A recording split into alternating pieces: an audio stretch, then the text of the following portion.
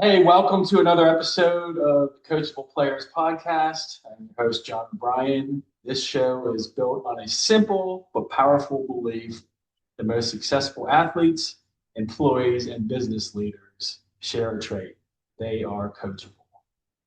And today I'm excited. I'm thrilled. I got my buddy here. He is a coach himself. He's a coachable person. His kids are coachable, and I love being around his family. Of course, I'm talking about the guy you see on the screen there, Cory Johnson. Cory, how we doing? Nice. Glad to be here. Looking forward to this. So, Northern Wrestling head football or head wrestling. head wrestling coach. Yes. So let's get right at it. Who's Cory? You want to get us up to Cory speed? Johnson, guy from a little old town called Jersey Shore up north in Pennsylvania. Grew up playing all types of sports.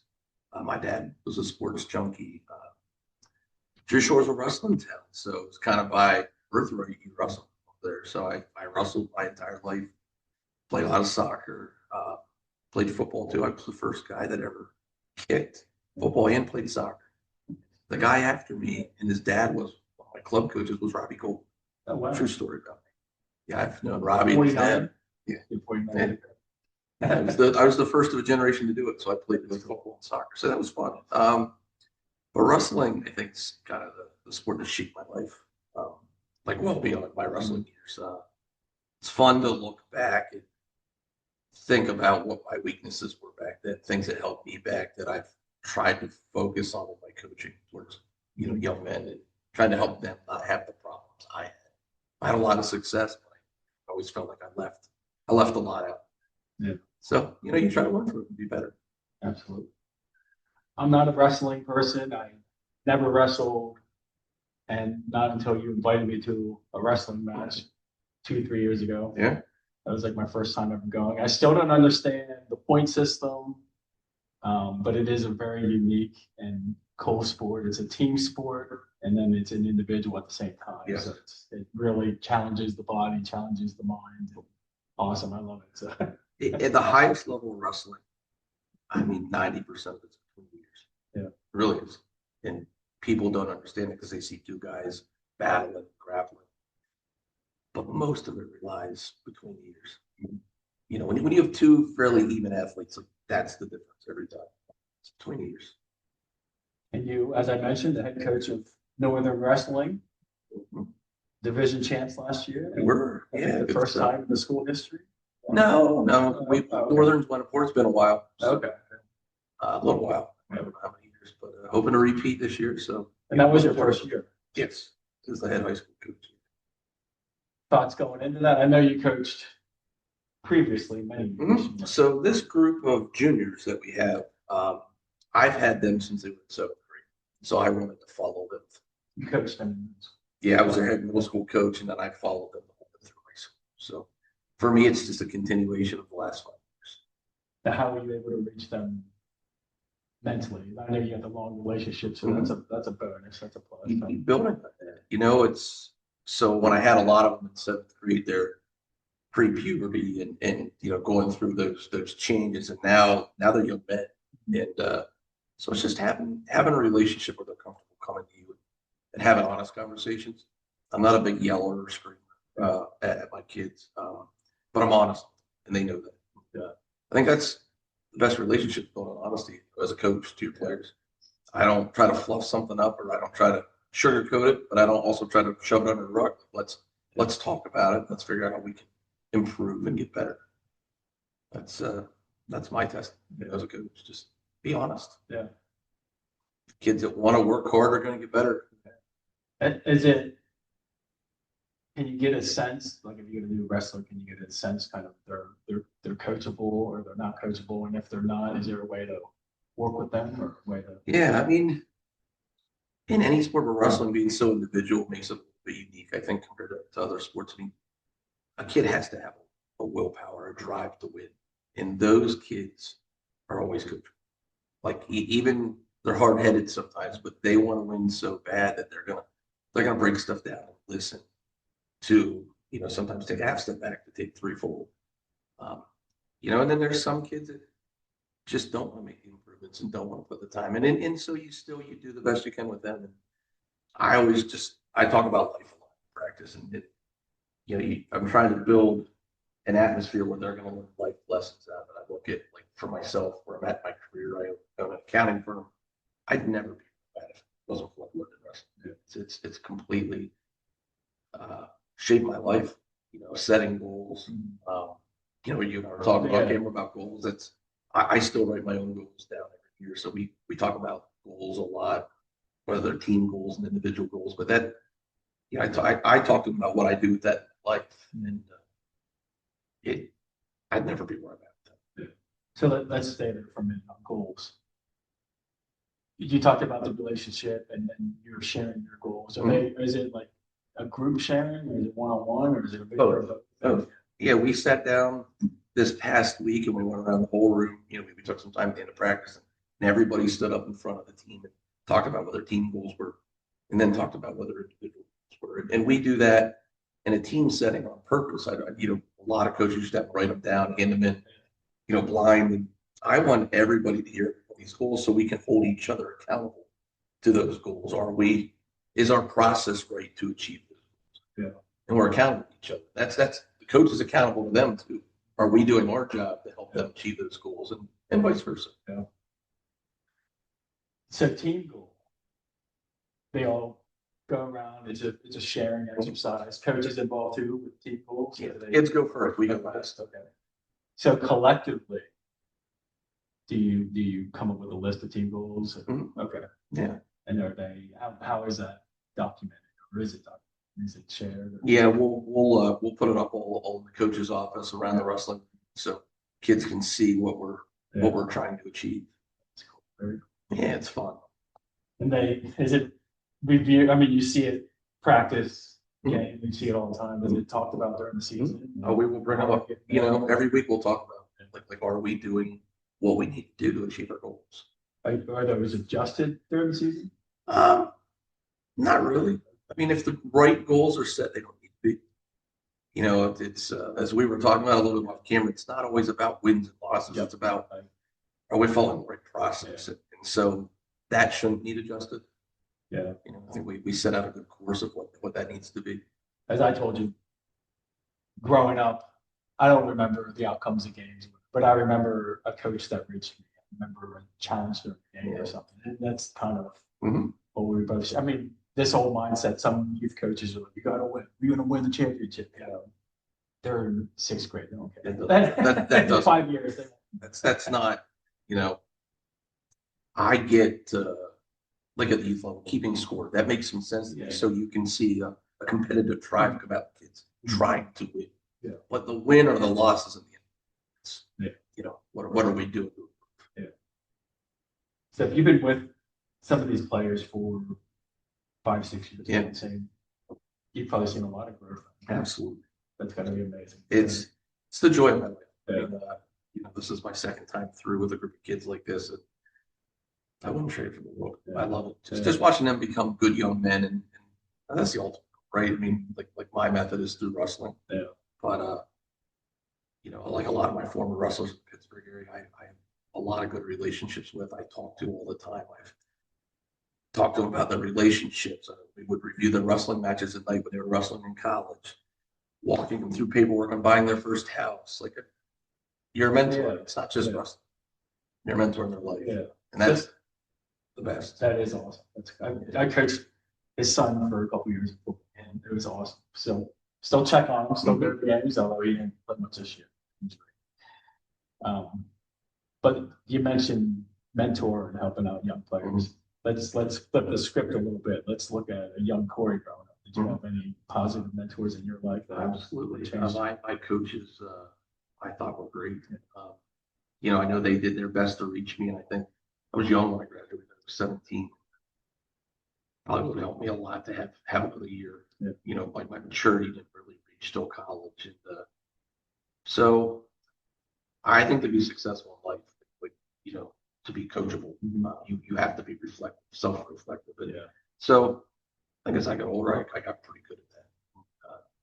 So you're just trying to improve at all times. Yeah. So a lot of my goals I write down are improvements I need to make. They're not necessarily a result or anything. It's an improvement. And I can write down things to measure that improvement. Is that measured during the season? You meant like a journal kind of. Yeah, but mine are like a lot of business goals. Okay. Some are coaching goals. Like I have different goals, but yeah, they're all measurable. And but as far as the mentors, kind of anyone that really sticks out or anything that you picked up along the way? Or? My dad was a good athlete. Like he was very, very influential in my life. Athletically, my wrestling coach was my football coach. He was very influential, in my life as well. I still talk to him to this day. Yeah, they were positive influence. And times have changed. Like I grew up in a small town, like where it was the grab your face mask, kind of get in your face type. And that's not the world we live in anymore. So you have to find other ways to reach kids, to relate to them, and to get to them to the point where they're truly listening, not staring through you and letting it go in one ear and out the other. You got to reach them. And every kid's different. So you gotta find ways. You do. That's hard sometimes. Meet them where they are. And stuff. Yeah. As far as ties have changed, I was watching a college football game and one of my kids walked by and the coach grabbed the face mask and headbutt in excitement because they could play. And then my daughter was like, oh, what did I just see? And I'm like, that always happened when I was growing up. Coaches were always just, but it's just weird current generation. They're not used to what we grew up with. Yeah, they're not. Just that kind of hard-nosed, tough mentality. And we're just in a different age where there's different expectations from whether it's the school administrators, parents. So you got to balance being tough and still getting through to them in a good way. That's a tough balance. And another aspect as far as different generation. I had a coach, a high school coach, I was speaking with a couple of weeks ago, and he said, this generation now, they would rather score a touchdown and get a good picture in the end zone than win the game. Absolutely. How can we, and he goes, use your podcast if needed, but how can we educate and motivate current athletes to be team first? That team first concept is gone. You're wrestling, you go to your wrestling matches, tournaments, and there's a environment, there's a community amongst the team. It's obviously something you preach and the team that talk about it all the time. There's no hot dog that I call it. We're all in it for the benefit of the team. And if you're not, like, you could be my best wrestler certainly, but you sit. I will put the next guy in. We will never disrespect our opponents, the refs, the officials. It's all about, we want to put on a show. I try to take like the Penn State approach, and Penn State's the pinnacle of wrestling. But we want to put on a show and dominate. We want people to come watch us because we're entertaining. So that's our story. We want to entertain. And so when you come to our matches, our kids are scoring a lot of takedowns, getting a lot of back points. That's more fun to watch as a fan versus two guys standing on their feet, nothing happening. Yeah. So we really encourage that style of wrestling. And a respect for, like you said, the other opponent and everyone there. It's critical. Like if you're going to be on our team, you have to have, or you won't be wrestling. Yeah, that's a great approach. This is the only approach. It is. You won't ever see us like, well, I don't yell at refs. I mean, it's one thing to have a conversation with a ref, but we always treat them with respect. It starts with us, so we have to lead the right way. Yeah, that's so my first thought was too. It starts with leadership, the coaches, and if you let that happen, you send the player right back out there again, so he can get another picture in the end zone. You can't say do as I say, not as I do. It doesn't work. Yeah, you got to live it. You got to be the example. And 5 years in, like the kids know me, they know my staff, and so it just kind of organically happens. We don't really have to talk about it anymore because the expectations have been set. They're in place. It's rare we have any issues with it. We have a really good kids. Yeah, and it is kind of lead by example when you see the others. Everyone's setting examples. Which I got to commend you. Coaching Gabe in football was awesome. After the first practice, he came up to me, shook my hand, and he said, "Thank you, coach, for coaching me today." By the end of the season, the entire football team was shaking all the coaches' hands. It was he's done that on every team, and that's something back from my wrestling club that I instilled in my kids. Like you shake the coach's hand, and you thank your parents every day for bringing it. Yeah, because it's time out of their day when they could be doing something else. Like the respect matters. Yeah, And the way kids that do that get viewed by their coaches, as you just talked about, is it's a favor. It's favorable. They're gonna be looked at as nice, young, respectful athletes. That's what you want as a parent. Yeah, and it's enjoyable as a coach Mhm. to spend time with people that respect you and they actually want to learn and get better. Good stuff. I do want to talk a little bit about Penn State wrestling and their coach, Kale Sanders. Kale Sanders. Kale Sanders. I'm not, like I said, I'm not the best to ever do it. And he's I think he knows it, but he's a mentor for all of us. Like we all watch him and try to figure out like how's he doing it. I'm fortunate. I have a lot of connections to the Penn State wrestling community, so I know a lot of wrestlers that's been there, and you're always picking their brain, like how does he do it? And can I read something I read to my team? Yeah. So I did something the other day. I found something pretty interesting, and I just went through this with my team when we were talking about goals. And this was Kale's coaching code, and I've seen it before. This is stuff that we try to do as coaches, but we talked about it as a team. It was focus on effort, not outcome. Compete without inhibition. Pressure is a privilege. Like, you can't let that get to you. Like it's a privilege to be in a high spot, to have that pressure. You got to embrace it, not run from it. Lead without an ego. Yep. Wrestle with a purpose. That's every day you come in. Like, how are you trying to get a little bit better? That's a big one in wrestling. You can't just come in and go through the motions. Like, what's your plan to get a little bit better today? And so we talk about that at the beginning of practice real quick. No shortcuts. Never any shortcuts. And then finally, just keep perspective. Yeah. I mean, at the end of the day, it's a wrestling match. And I tell them, like, we all get worked up about this stuff. And I was talking to him and I said, you know what?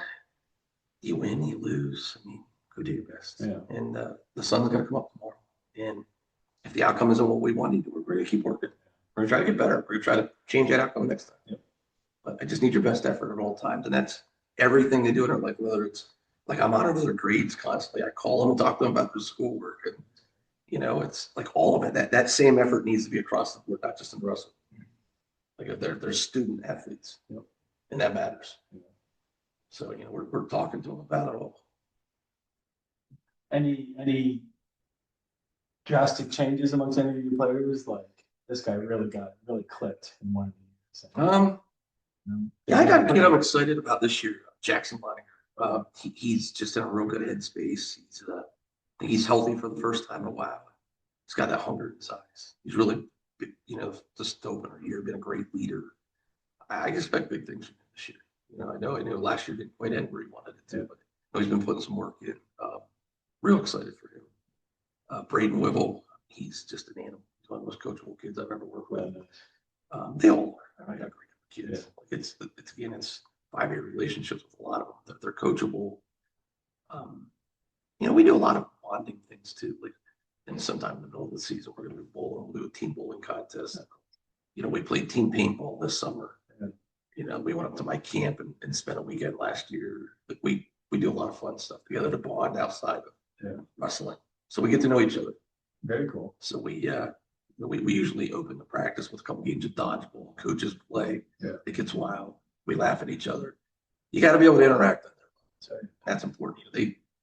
They see us as having vulnerability as well. And we're human. You know what I mean? And so I think when you try to approach them in that sense, it matters because they'll listen. We're not just a huff and puff coach. Yeah. We're human too. And sometimes you got to tell them, like, hey, maybe I did get on you a little too hard. And, I kind of could put that a little different. They respect that. So when you have respect that goes both ways, and everybody's on the same page trying to grow. That's all you want. I just want my team to grow. Have fun, grow, try to get better. And we try to, break that down into a daily process. You got to get better every day, a little bit better every day. Sometimes in practice, it's in wrestling. It's hard to be at a 6 a.m. practice this morning. And about 15 minutes in, I blew the whistle. I said, all right, just jump around, shake this out. We're going to restart. Let's get our head to it. Yeah. Instead of screaming, give me 25 push-ups or what have you. No, let's like this isn't going to help us achieve our goals. Let's just reset. Man, I blew that whistle and the rest of the practice was done. Oh, You know, it's just yeah. I don't yellow. Very cool. So just it's fun. It's the privilege of a lifetime for me. I'm privileged. I feel like to be able to work with such a good group of young men. You know, it'll probably take them years to understand how we feel as coaches. But So what can we expect as Northern residents, Northern fans? What can we expect this year? I think we're going to be battling for another conference title. There's never a gimme. There's some good teams in our conference. I like where we're at. Obviously, we got some really good wrestlers, and it's next guy up. We're missing Cory Johnson, my son, during state qualifier. That hurts, but it's next guy up. You know, we got a real good freshman that won that weight. I'm excited for him, Braden Slug. And if we can stay healthy and just stay the course, I think we're gonna like where we're at. I think last year we got to host team districts. I'm not certain if that was the first time ever. That may have been. Okay. We were hosting, which means we were seated top 4 in the district. Very cool. There's I want to say 53 AAA teams. The final 16 make the playoffs. We were seated 4th. Wow. So that was cool. Yeah, that is very cool. Hoping to kind of be back in a situation like that. That was good for our home base. You know, they packed the gym and that was fun. Like to do that again. That'd be fun. There's some really good teams in our district. And you know, when you get to the 5 beat teams, it just comes down to matchups. Mm-hmm. Like you could beat these 2 teams, but maybe not these 2 teams, just the way you line up, like the way the matches fall. It's tough. So we're always jockeying kids around trying to get the right matchups. Now I think the kids are gonna do well. I think individually, then I think, you know, beat where we were last year, because we lost the ones. We lost 2 seniors. One was hurt. One was pretty impactful. Nico Fratelli, you know, he was a big loss for us. Loved having him on our team. I miss him. He was a good leader. Just a good kid. So, but I think he left his mark on the guys behind him. I think he did a good job of that. So I think we're trying to get more guys, you know, out of sectionals to districts, guys out of districts to states. And hopefully we get a couple on the podium states this year. That'd be awesome. That'd be awesome. Yeah. So that's the goal. Yeah. I'll be cheering for you. Yeah. Look forward to seeing you in the matches. Yeah. And maybe another episode or 2 as the season progresses. Absolutely. Love to do this. Awesome. Well, thank you. Thank you so much for your time here. Remember, being coachable is not a sports skill, it's a life skill. Until next time, stay humble, stay hungry, and stay coachable. Thank you, Cory Johnson. Thank you.